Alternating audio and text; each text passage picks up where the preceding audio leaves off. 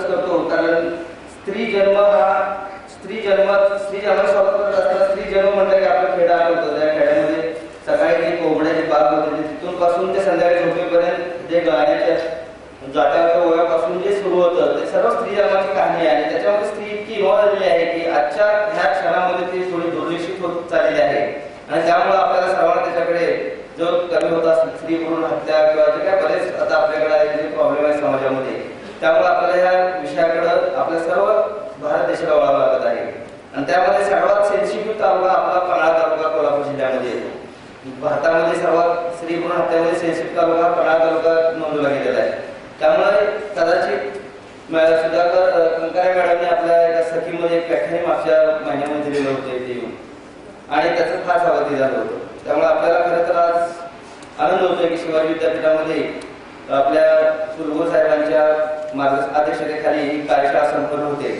आणि या कार्यशाळेचे आयोजन होऊन आपल्या सर्व जिल्ह्यातील आपल्या विद्यापीठ कार्यक्षेत्रातील तिन्ही जिल्ह्याचा एक यथायोग्य फायदा होईल. आणि त्याचा आपल्या तिन्ही जिल्ह्यातील जे काही आपले दत्तखेडे असतील त्याच्यामध्ये त्याचा प्रतिबिंब नक्कीच उमटेल असं मला वाटतं. माझे 2 शब्दाचे प्रास्ताविक म्हणतो.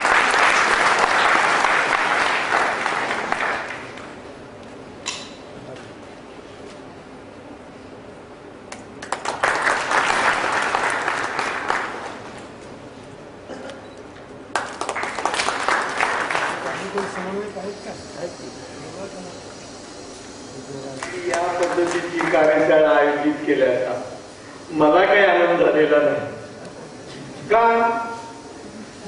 विद्यापीठामध्ये बरं का हे जर लोकांना सांगावं लागत असेल तर ह्याच्यासारखं शिक्षण क्षेत्राचं दुर्दैव कुठलं.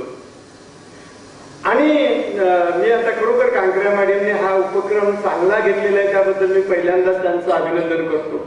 आपल्याला माहित असेल की त्यांचा दोन्ही राष्ट्रपतींनी सत्कार केलेला आहे. दोन्ही राष्ट्रपतींच्या बद्दल आपल्याला फार आदर आहे.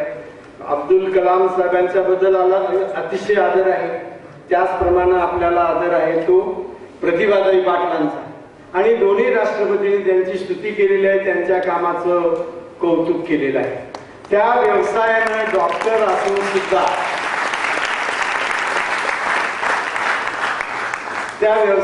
डॉक्टर असून डोळ्याच्या डॉक्टर असून सुद्धा या कामासाठी त्यांनी स्वतःला समर्पित केलेलं आहे.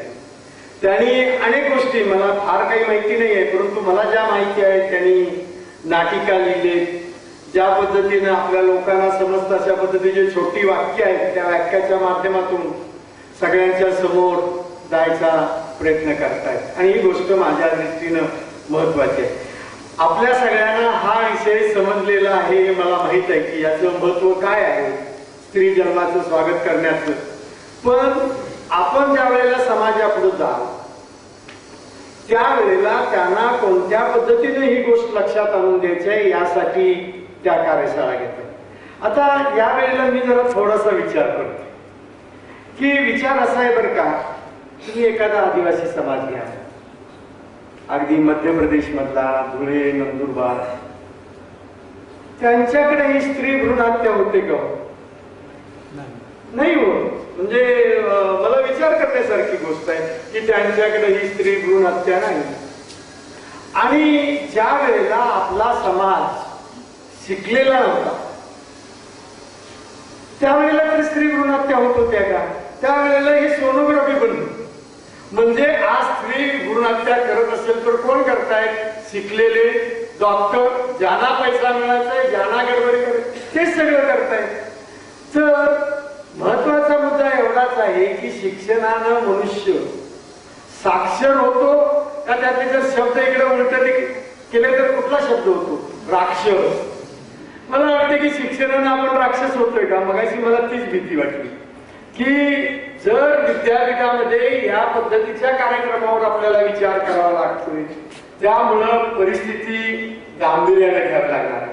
एखाद्या अशिक्षित माणसानं जर गडबड करायची ठरवली तर त्याला काही लिमिटेशन असतात.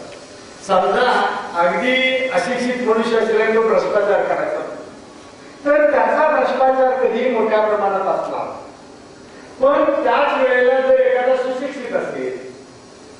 एखादा शिकलेला डॉक्टर असेल तर त्याचं भ्रष्टाचाराचं जे प्रमाण असतं ते वाढलेलं असतं. आणि त्यामुळे या विषयाकडे बघत असताना आपलं भांडण कुणाचे आहे हे लक्षात घेऊन आपण या विषयाचा विचार केला पाहिजे. म्हणजे आपलं भांडण हे अशिक्षित लोकांना सांगायचं नाहीये.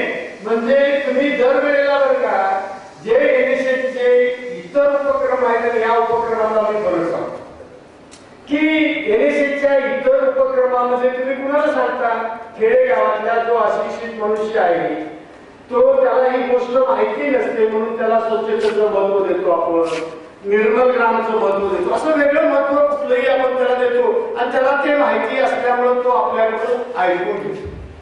पण आता तुम्हाला ज्यांच्या पुढे जायचं हे तुमचं कधीही न ऐकणारी माणसं आहे. तुम्ही बघा आता जे डॉक्टर या पद्धतीनं टेक्निक वापरून स्वतःला पैसे मिळवत आहेत आणि तुम्ही त्याला जर सांगायला गेला मनुष्य कधी ऐकतो ज्या वेळेला म्हणजे तुम्ही शिक्षकाच्या विद्यार्थ्याला का विद्यार्थ्याचा शिक्षक ऐकतो. माझ्या दृष्टीने प्रश्न आहे. शक्यतो आपल्यामध्ये अशी प्रथा आहे, आपल्याकडे प्रथा बरोबर का चुका भाग वेगळा, पण आपल्याकडे प्रथा अशी आहे बरं का त्याच्यापेक्षा जास्त ज्ञान किंवा आपल्याकडे काठी पाहिजे की त्याने चूक केली म्हणजे पोलीस करतात तसं तो एक भाग आहे. पण आपल्याकडे तो पण मार्ग उपलब्ध नाही.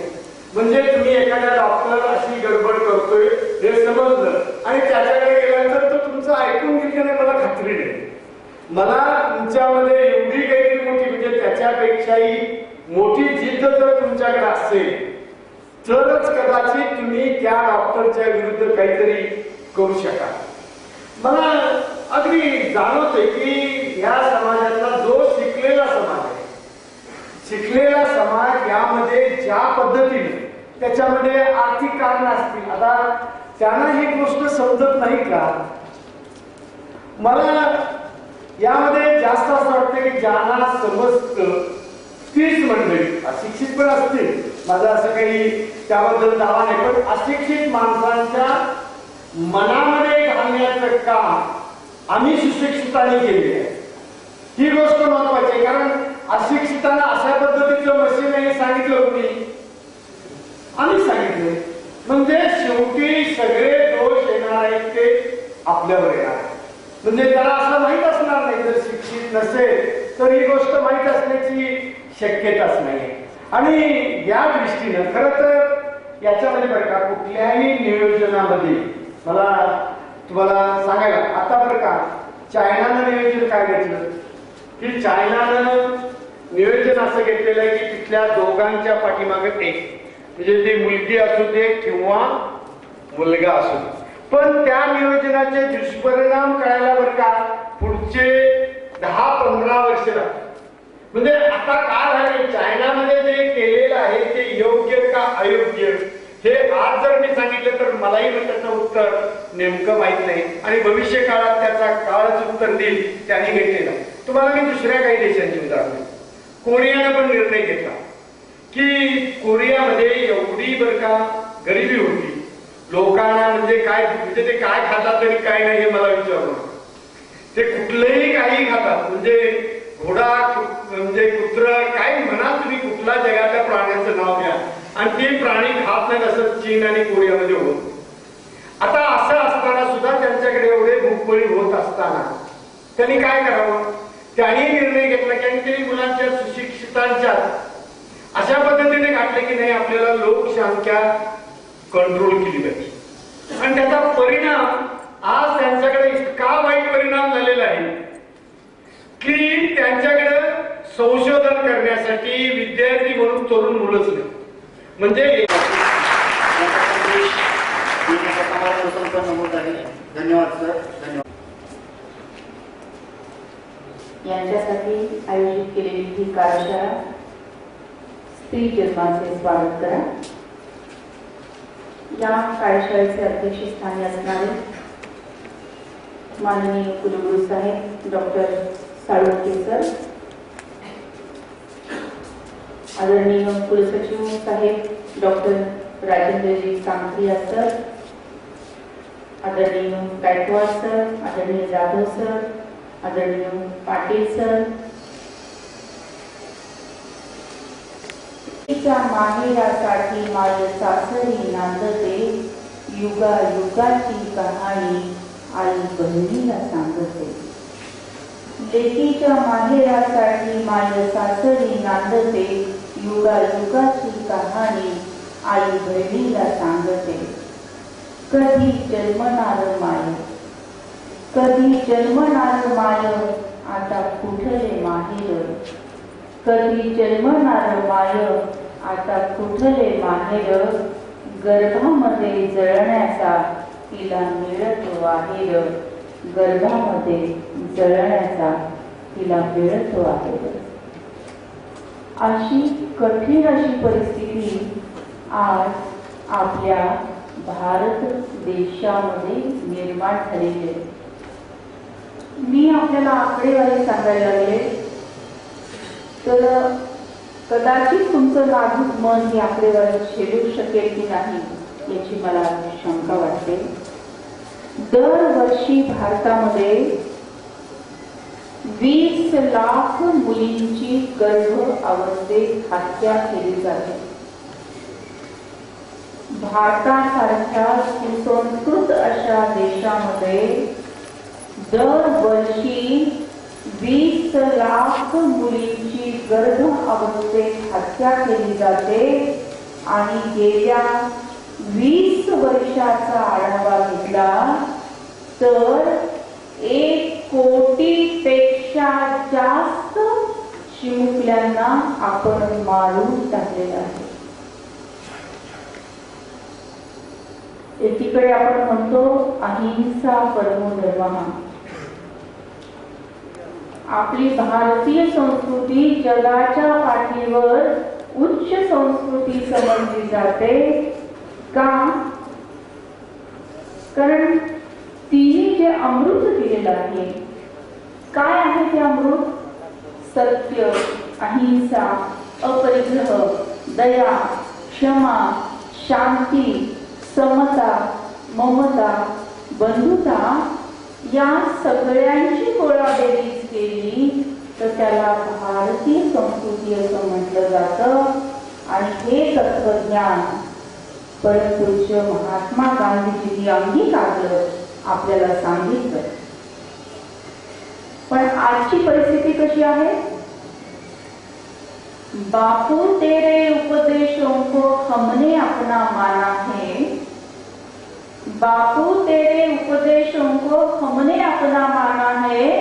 फर्क बस इतना ही है, फर्क बस इतना ही है कि अहिंसा का हमने सत्य के पीछे लगाया है. बापू तेरे उपदेशों को हमने अपना माना है. फर्क बस इतना ही है कि अहिंसा का हमने सत्य के पीछे लगाया है. आपण आपल्या सोयीने अहिंसा मधला काढला आणि तो सत्याच्या पाठीमागे लावला. हिंसा करू लागलो आणि असत्य वर्तन करू लागलो. म्हणून आज आपल्याला अशी भीषण अशी परिस्थिती आपल्या आजूबाजूला दिसत आहे. बोलत होतात, आजी म्हणाली की कोण अवदसा तुझ्या पोटात आली, उद्या आपल्याला धुवून टाकायची तिला. बाबा म्हणले हो, उद्या लगेच डॉक्टरांकडे घेऊन जायचंय. आई आई म्हणजे काय ग? आई आई मला मारणार. आई असं करू नको ग. आई मला भीती वाटते ग. डॉक्टर काका तुमचं मोठं मोठं हत्यार घेऊन माझ्या डोक्याचे तुकडे तुकडे करतील ग आई. आणि आई माझे कोमल हातपाय आई असे तुकडे तुकडे केलेले तुला पाहावे लागो. माझ्या मासाचा घोडा पेंदा पेंदा झालेला तुला सहन होईल का ग आई? नाही आई नाही, मला माहिती तुला सहन होणार नाही आई. आई असं करू नको ग. आई मला जन्म घ्यायचे आई. आई मला तुझ्या मांडीवर खेळायचंय ग. आई मला आजी आजोबांच्या गोष्टी ऐकायचे ग. आई मला ताईचं बोट पकडून शाळेत जायचं. आई खूप शिकायचं ग. देशाची सेवा करायची आहे ग आई. आई आई असं करू नको. मी कसलाही हट्ट करणार नाही आई. मला नवीन कपडे नको. ताईचे जुने कपडे चालतील आई. आणि फाटले असले तरी शिवून शिवून घालेल नाही आईचे. आई मला जेवायला गोडधोड नको ग, पुरणपोळी नको, श्रीखंड नको, बासुंदी नको, शिळी भाकरी चालेल ग आई मला. 2-2, 3-3 दिवस पुरून मी खाली ग. आई पण मला शाळेत होते ग. जुने पुस्तकं चालतील आई. खूप शिकेल, खूप अभ्यास करेल, खूप मोठी होईल, देशाचं नाव करेल आई. तुझं बाबांचं नाव उंचावेल आई. तुझ्या म्हातारपणाची पाठी होईल आई. आई तुला असं वाटत नाही आई माझ्यामध्ये तिचा माताचा अंश आहे आणि शिवाजी घडवण्याची ताकद माझ्याकडे आहे आई. आई तुला असं वाटत नाही आई की झाशीच्या राणीचं रक्त माझ्यामध्ये आहे, क्रांती करण्याची क्षमता माझ्याकडे आहे. आई तुला असं वाटत नाही की सावित्रीबाई फुलेच्या रूपाने मी जन्म घेऊ शकेल, समाजाचं कार्य करू शकेल. आई मला हे सगळं करायचंय ग. आई मला मारू नको ग. आई मला जन्म घेऊ दे. वेळ नाही गेली अजून हाक देते मी तुला. वेळ नाही गेली अजून हाक देते मी तुला. खुडू नको कळी आई, खुडू नको कळी आई, देश घडवायचाय मला. खुडू नको कळी आई, देश घडवायचाय मला. ही चिमुकली आर्त हाक देते आपल्याला. ती हाक आपल्याला ऐकण्याची आहे. ती हाक आपल्याला ऐकली पाहिजे आणि तिला जन्माला घातलं पाहिजे. निसर्गाने काय शक्ती दिलेली आहे आणि स्त्रीला निसर्गाने काय शक्ती दिलेली आहे याचा बारकाईने जर अभ्यास केला तर लक्षात येईल की स्त्रीकडे निसर्गाने 2 मुख्य गोष्टी दिलेल्या आहेत. एक म्हणजे निर्मितीची क्षमता आणि 2 म्हणजे मातृशक्तीचा आविष्कार. निर्मितीची क्षमता विचार करा. मुलगा असो किंवा मुलगी, जन्म कोणाच्या पोटी घ्यावा लागतो? जन्म घेण्यासाठी आईच आवश्यकता आहे की नाही? आज आपण म्हटलं की विज्ञानाचे युग आहे, क्लोनिंगचा जमाना आहे. जसं एका मेंढीपासून दुसरी मेंढी तयार केली, एका माणसासारखा दुसरा माणूस तयार केला, तसंच कदाचित एका स्त्रीसारखी दुसरी स्त्री अनाटॉमिकली, फिजिओलॉजिकली निर्माण करता येईल. तसंच रंगरूप असेल, तसेच नाक डोळे असतील, तसेच हातपाय असेल, परंतु आईच्या हृदयामध्ये असलेला मातृशक्तीचा आविष्कार कुठल्याही विज्ञानाच्या प्रयोगशाळेत कधीही निर्माण करता येणार नाही. का? आई पहिली गुरु आहे, आई पहिली पाठशाळा आहे. एवढंच कशाला, वात्सल्य नावाच्या जागतिक विद्यापीठाची कुलगुरू कोण असेल तर ती आई आहे.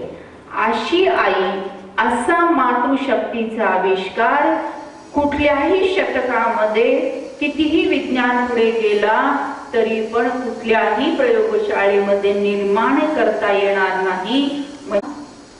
आणि मातृशक्तीचा आविष्कार घराचं मंदिर करणारी आई आहे, वास्तूचा देव्हारा निर्माण करणारी आई आहे, घराला घरपण देणारी आई आहे, मुलांवर सुसंस्कार करून भावी पिढी घडवणारी आई आहे. प्रेम, माया, ममता, आपुलकी, जिव्हाळा, आपलेपणा, वात्सल्य या सगळ्यांची गोळाबेरीज केली तर त्याला मातृशक्तीचा आविष्कार असं म्हणतात. म्हणजे लोक हो, आज आम्ही येथे जागरण मानणार आहोत आणि त्यासाठी देवाला बोलवणार आहोत. ते म्हणजे देवता देवाला नाही बरं का, तर माणसातल्या देवाला. आमच्या जागरणाला यायचं बरं का तुम्ही सगळेजण.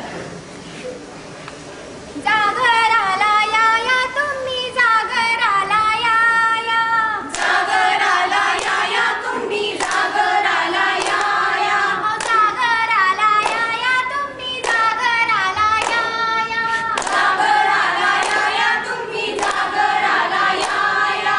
शाळेमधल्या मुला मुलींनो जागराला या या, शाळेमधल्या मुला मुलींनो जागराला या या, शाळेमधल्या मुला मुलींनो जागराला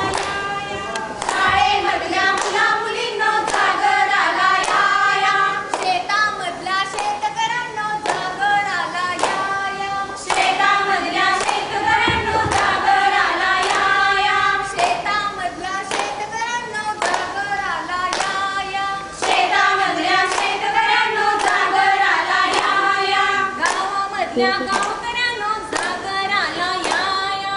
गावामधल्या गावकऱ्यांनो जागराला या या. गावामधल्या गावकऱ्यांनो जागराला या या. गावामधल्या गावकऱ्यांनो जागराला या या. कारखान्यातल्या मजुरांनो जागराला या या. कारखान्यातल्या मजुरांनो जागराला या या. तुडू धावत्या, तुडू येतात. मला जास्ती काय लाजा काय ऐकला? पुन्हा लवकर पाय पडतो. आणि जेवण बघितलं का नुसतं फळं पाणी. अहो घातलेच ते एकमेकांना पाणी जास्त. काय झालं त्यात? असं काकू, मला सगळं चांगलं दिसायला लागलेलं. अहो, आपण त्या गोष्टीकडे कशाला लक्ष द्यायचं. आपली सून बघा किती छान मिळाले नक्षत्रासाठी. नक्षत्रासारखी शहरातली हाय नट्टापट्टा करत्या दिसणारच की नक्षत्रासारखी. आम्ही मुलाकडची लोक कमी पण आता नका कापून घ्यायचा. वय अक्का. अहो मुलगा काय आणि मुलगी काय आपल्या दोन्ही सारखेच. मुलगा मुलगी सारखी म्हणा. मुलग्याची सर मुलगीला नाही यायची बरं का. मुलगी ते मुलगी आणि मुलगा ते मुलगा. समजलं काय काकू? बरं असं तिकडं आता मुलगी येईल ना तेव्हा ते स्वागत करूया आपण. स्वागत मला मोठं डाव जिंकून आलं ना स्वागत. स्वागत करते. बरं येऊ दे आता त्या. अगं मम्मी काय वाजलंय बघ वरात आली काय? होय गं अक्का, जायचं नाही आपण वरात बघायला? होय बाई, वरात आली वाटतं. हसायला काय झालं? जा. ए, आपण चल सगळं बघायला. अगं होय कशाला जायचं? दादा नीट बघा, वहिनी तू कर. उव्वा, पडलं, पडलं, पडलं. असं कोणी पायाची आरतीचं ताट टाकूनच आली गं. भांड्या व्हायचं काय व्हायचं माझ्या घराचं देव जाणे. अहो लागला असेल हात पडला असेल. तुम्ही का बसावं? सारखं मध्ये. ही पट्टाकडी कोण गं? ओ, मला फटाकडी म्हणायचं नाही काय? मग काय आता बघ बघ. कोणाची माहिती नसती. मस्त मूर्ख असती गं बाई. नशीबच म्हणायचं माझं. अगं, आधी मी आत येऊ का बाहेर जाऊ? ये मोठी निवडणूक लागून आलाय. अगं, वाटली वाटली की गं? का वाटली तू वाटली तरी मला? पोरगं माझं नाही वाटली ना. त्याला पुढं ओढायचं तेवढं. मुद्दाम पडली. दिसलं नाही का शेजारी बाई? तुम्ही का बसा? सारखं मध्ये मध्ये आपलं. बरं ना आम्ही येऊ दे त्यांनी. हा, येऊ दे की. डाव्या पायाने आली बघ.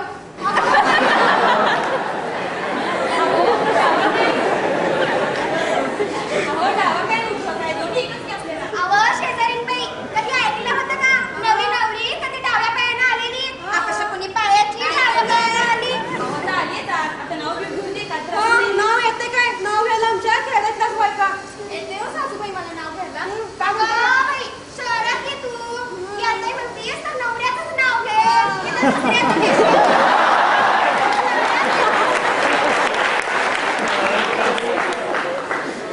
नाव घेते हा मंडळी. विटावर विटा 100 विटा. विटावर विटा 100 विटा. माझ्या रंगाला सोडून सगळी फुटं. अगं बाई.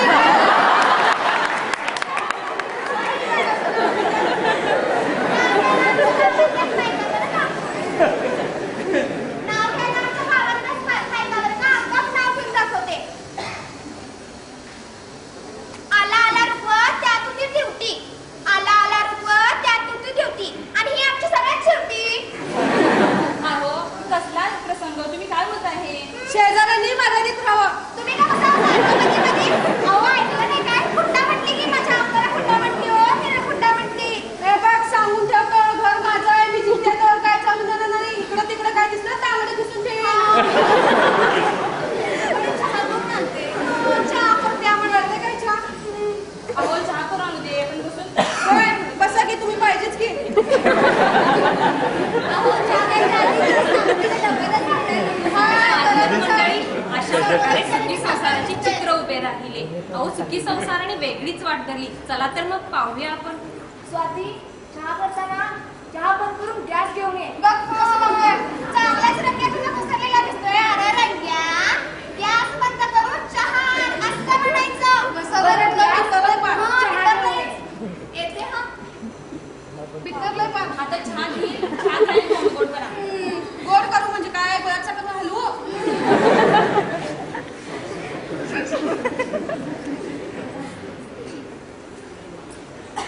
स्वामी, चहा काय छान झालाय.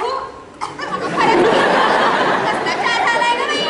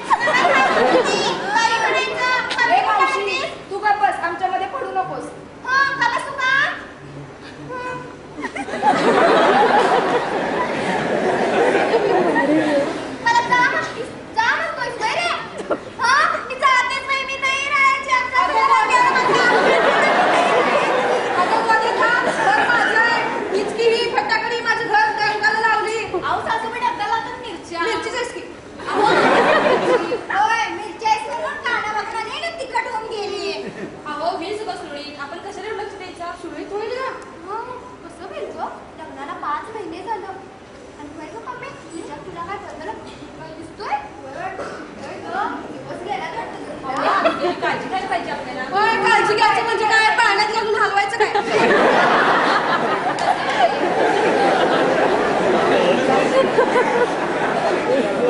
पाहिलं मंडळी, सुखी संसाराने वेगळीच वाट धरली. अहो घराची गोकुळ होण्याची वेळ आली. चला तर मग पाहूयाच आपण पुढे काय घडते ते.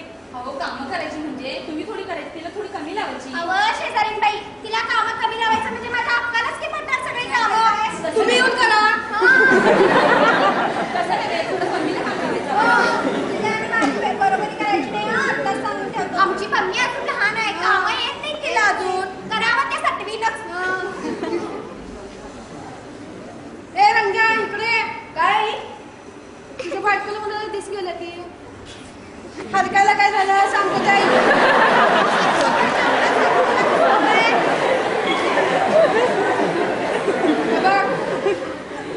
सांगतो ते ऐकायचं आणि तेच करायचं.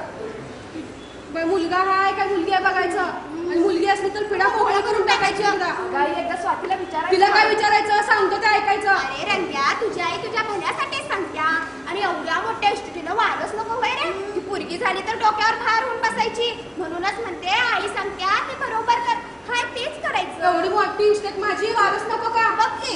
बरं मी एकदा स्वातीला विचारू. सांगतो नाही, सांगच. स्वाती, आई काय म्हणत होती ऐकलंस का? बघ काय तर सांगतच नाही माझ्याबद्दल. तसं नाही ग, आई म्हणत होती तुला दवाखान्यात नेऊया. दवाखान्यात कशाला? अगं तुझ्या चेकअपसाठी. बरं काय तर सांगितलं असेल तुमच्या आई, तर आई तसलीच दिसते मला. अगं आई आपल्या भल्यासाठीच तर सांगते ना.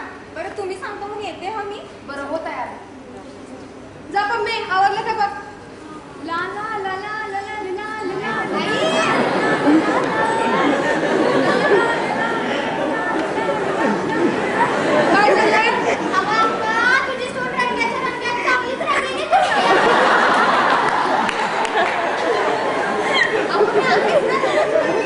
काय म्हणते बघ, आवाज चल. तुम्ही महापुढे मी यांना सांगा. अगं पण मी दवाखाना कुठं आहे? मला काही समोरच्या गल्लीतच आहे. चल.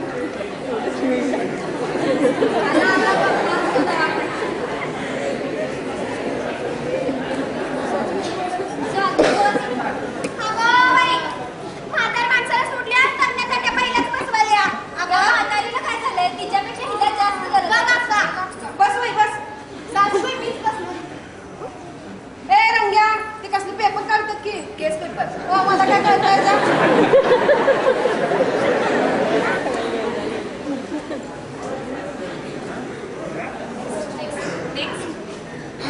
आई नंबर आला.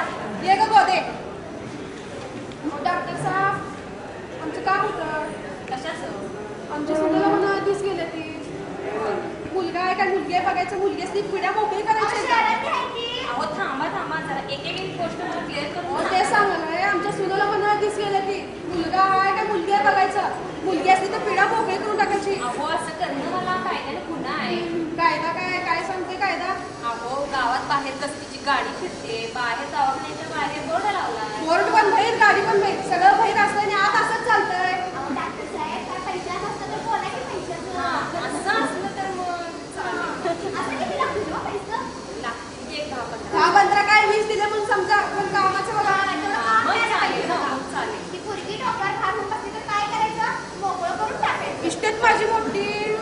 अहो पण मी सांगतो लक्षात घ्या, ही गोष्ट इकडची गोष्ट तिकडं कळता कामा ते नये. आमच्यावर सांगा. फक्त तुम्ही कामाच तेवढं बघा. पाठवून नको. शहरातले आहे काय म्हणजे समजावून सांगा. शहरातले असले नाही तर कुठले असले मी बघून घेतो की. तुमच्या सुनेला मात्र पाठवून द्या आणि पैशाचं ते जरा- काय हो सोडा. बोलवलंय. ए तू कुठं चालला का? तुम्हीच काय पैसे? आता आमच्या सासूबाई येऊन गेल्या काय तर सांगितलं असेल ना तुम्हाला. नाही नाही, फक्त चेकअप करा आमच्या सुनेचं व्यवस्थित म्हणून सांगून केलं. चेकअपच करा हा. हां. बरं पाठवून द्या तुमच्या सासूबाईला. सासूबाई जावा बोलव. ये गं गोदे. काय म्हणता डॉक्टर साहेब? अहो तुमच्या सुनेच्या गर्भामध्ये मुलीचा गर्भ वाढलाय. वाटलंच पायाची आहे, पायाची. ऐकून तर घ्या. आणि जर तुम्हाला तसं जे काहीतरी तिच्या पुढे पाठवत असतं ना, तर तुम्ही तिला उद्या रात्री 11 वाजता दवाखान्यात रात्री कशाला? हो दिवसा गर्दी असते ना, लोक भरपूर असतात. लोकांना जर समजलं तर बरं एवढं काम करायचं बघा मी करतो पण तुम्ही माझं पैसे काय तिकडे काम झालं इकडे पैसे मिळाले पण कामाचं बघा.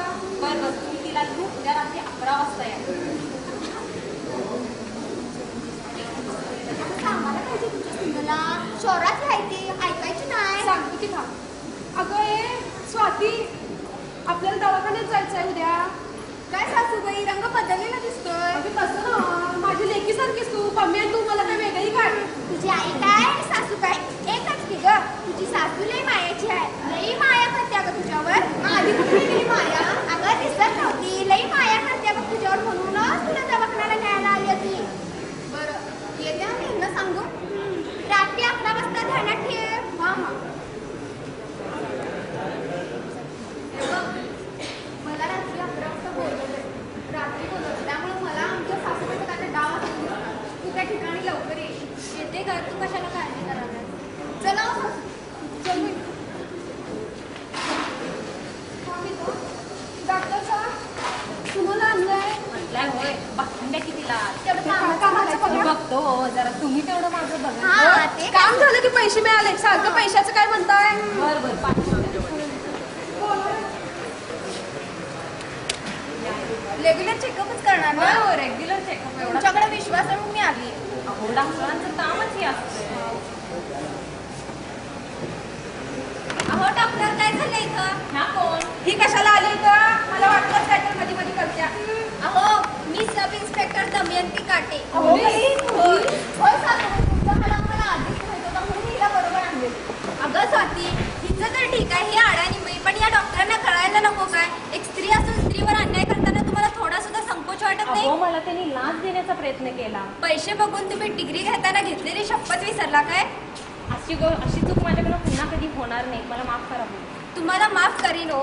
तुम्हाला माफ केलं की समाजातले सगळे डॉक्टर ही चूक करतील आणि माफी मागतील. आम्ही सगळ्यांना माफ केलं की या समाजात स्त्रियांचा ओष टिकणारच नाही आहे. त्यामुळे आता मला काहीही सांगू नका. तुम्ही आज चला. पाहिलंच मंडळी अशा प्रकारे एक कळी उमलण्या आधीच तिला फोडून टाकण्याचा प्रयत्न केला. पण आपल्यातल्या काही जागृत लोकांमुळे ती कळी उमलतच गेली आणि उमलतच गेली. म्हणून सांगते गर्भपात करू नका. मुलींना जन्म द्या. अहो 10 मुलांपेक्षा एकच मुलगी बरी ती ही लेक लाडकी. म्हणून सांगते मुलींना जन्म द्या जन्म द्या जन्म.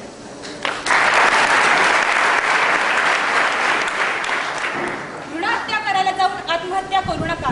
भ्रूणहत्या करायला जाऊन आत्महत्या करू नका. भावी पिढ्यांचे मारेकरी तुम्हीच तुमचे ठरू नका. 22 पिढ्यांचे मारेकरी तुम्हीच तुमचे ठरू नका. मुलगा जरी वंशाचा दिवा असला तरी मुलगी वंशाची पंथी आहे तुम्ही लक्षात घ्या. आज समाजामध्ये प्रत्येक ठिकाणी पुरुषांच्या बरोबर स्त्रिया ह्या आघाडीला आहेत. मुलगी मोठी होऊन जरी कल्पना चावला किंवा सुनीता विलियम्स जरी नाही बनली तर ती आदर्श भगिनी आदर्श पत्नीने आदर्श माता नक्कीच बनेल. त्यामुळे स्त्री भ्रूण हत्या करा आणि मुलींना जन्म द्या जन्म द्या. संस्कृतीच्या वारसदारांना विकृती असणे जपू नका. संस्कृतीच्या वारसदारांना विकृती असणे जपू नका. आपल्याच वंशाच्या वेलीचा अंकुर निर्दय होऊन फोडू नका. आपल्याच वंशाच्या वेलीचा अंकुर निर्दय होऊन फोडू नका. म्हणूनच सांगते मुलीला जन्म द्या जन्म द्या जन्म द्या. अहो मुलांप्रमाणे मुलींनाही या सुंदर जगात जन्म घेण्याचा आणि सन्मानाने जगण्याचा अधिकार आहे. त्यामुळे मुलींना जन्म द्या जन्म द्या. स्त्री हत्या करून तुम्ही काय साधणार. स्त्री हत्या करून तुम्ही काय साधणार. स्त्री शक्तीविना देश कसा तुम्ही चालवणार. गर्भलिकाची नको परीक्षा जन्मू दे मुलगी ही घरी. नको तर नुसत्या पोरांच्या रंगा लाडकी एकच भारी. मातृहत्येच्या पापातून आम्हा वेड्यांना मुक्ती द्या. मातृहत्येच्या पापातून आम्हा वेड्यांना मुक्ती द्या. अहो भावी मातृंच्या हत्येकऱ्यांना मारेकऱ्यांना तुम्ही वेळेत सद्बुद्धी द्या. अहो भावी मातांच्या मारेकरींना वेळेत तुम्ही सद्बुद्धी द्या. स्त्री भ्रूणतेची तोडू नका ना. स्त्री भ्रूणतेची तोडू नका ना नाही तर होईल मातृत्वाचा दुष्काळ. म्हणून मला सांगा वाटतं की ज्या लोकशाही स्त्रियांना जन्म घेण्याचा हक्क नसतो ती कसली लोकशाही. कसली लोकशाही, कसली लोकशाही. या लोकशाही स्त्री ही स्त्रीची वैरी झाली. त्यामुळे स्त्रीने स्त्रीलाच वाचवले पाहिजे. वाचवलेच पाहिजे, वाचवलेच पाहिजे. मग अशा प्रकारे ह्या उमलत्या कळीला उमलू द्या उमलू द्या उमलू द्या. हम होंगे कामयाब हम होंगे कामयाब हम होंगे कामयाब एक दिन. ओ मुझे है विश्वास मेरा है विश्वास. हम होंगे कामयाब एक दिन. हम होंगे कामयाब एक दिन. हम होंगे